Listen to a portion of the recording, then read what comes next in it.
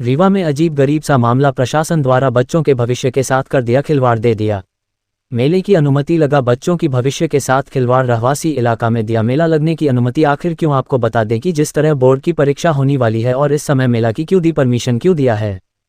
रीवा में नियमों और बच्चों भविष्य को ताक पर रखकर मेले लगने की दी जगह। रीवा नगर निगम द्वारा एक व्यक्ति को मेले लगने और झूलों की जगहों क्यों दिया और नियम विरुद्ध है। वहीं नगर निगम प्रशासन ने नियम को ताक पर रखकर गुपचुप तरीके से मेले की परमिशन, कहीं सत्ताधारी सफेद पोसों की सांठगांठ के चलते यह मेला गुपचुप तरीके से दिया गया, जिसका खामियाजा बच्चों को भुगतना पड़ेगा और बच्चों का भविष्य धूमिल हो जाएगा। इस तरह मेला का ठेका का खेल ठेकेदार द्वारा पहले ठेका लेने के लिए मोटी रकम का लालच देकर नगर के चलनिया सफेद पोसों को पकड़कर नगर निगम से सेटिंग करवाकर मेले के परमिशन लिया जाता है और बच्चों के भविष्य के साथ खिलवाड़ किया जा रहा है। रीवा शहर के बीचों बीच कैसे दिया परमिशन? रिहायशी कॉलोनी के बीचों बीच लग रहा है मेला और प्रदर्शनी लगाए तो आया है कि मेला लगाया जा रहा है, परीक्षा का समय चल रहा है, तो किस तरह से आप एक कंप्लेंट भी कर रहे हैं, तो क्या आपको? मैं प्रवीर दुबे हूँ, ward number 15 Ratahara petrol pump के सामने। हमारे घर के जस्ट बगल में राजेंद्र वाजपेयी की एक निजी ज़मीन थी जो खेती होती थी, उसमें करीब 1 से 1.5 एकड़ के लगभग चारों तरफ रिहायशी कॉलोनी बनी हुई है। उनके घर के जहाँ ज़मीन उसके सामने भी दुकानें हैं।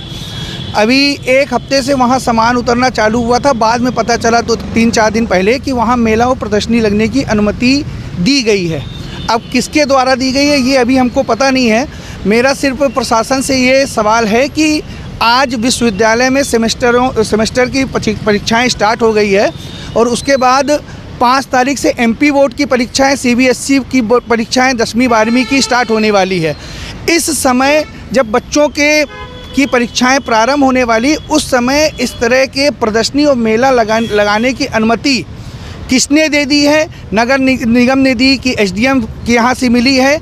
यदि अनुमति मिली है तो उसको रद्द की जाए और उसको यदि मेला लगाना भी है तो जाकर के मई जून में जब बच्चों की छुट्टी होती है तब मेला लगा लिया जाए। एक सवालिया निशान ये भी खड़ा होता है कि जिस तरह से बोर्ड परीक्षा शासन और प्रशासन के तौर पे लगाया जाता है, लाउड स्पीकर बैन लगाया जाता है और इस तरह की परमिशन दी जाती है, तो सबसे बड़ी कमियां कहाँ दिखाई दे रही है? सबसे बड़ी कमी सरकार और प्रशासन दोनों की है। हमारे CM जब मोहन यादव जी बने तो उन्होंने सबसे पहले मांस मदिरा के बाद जो अनाउंस किया था तो यही लगाया था कि 10 बजे के बाद साउंड नहीं चलेगा, और उसके बाद प्रशासन की इतनी बड़ी लापरवाही देखने को आ रही कि कल सारी रात वहाँ जनरेटर चलता रहा, बच्चे पढ़ नहीं पा रहे थे और मतलब हर चीज़ की असुविधा। प्रशासन को इस विषय पे ध्यान देना चाहिए और जा करके यदि अनुमति दी गई है तो उसको रद्द करना चाहिए और यदि अनुमति नहीं दी गई तो वहाँ से सामान को हटवाना चाहिए और उसको रद्द करें। अभी आपने कहीं सूचना दी है तो वहाँ से क्या आश्वासन? मैंने जानकारी ली थी SDM कार्यालय से, तो मेरे को बस इतना ये पता चला कि फाइल गई अनुमति के लिए,